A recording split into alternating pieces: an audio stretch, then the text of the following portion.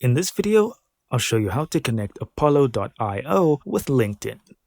Alright, so here we are on Apollo, and what I've done is basically just created an account from scratch. And you'll see here in the integrations, there is nothing to integrate it with LinkedIn, but you can make an overlay if you use the extension. So go to your browser's extensions, and I'll click on Manage Extension here, and then just choose the web store and search for Apollo.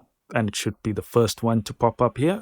And where mine says remove, yours will say add extension. All right, and now you'll see we have a LinkedIn option here. So we can click try it on LinkedIn and it'll immediately take us to our LinkedIn profile, of course, if we are signed in.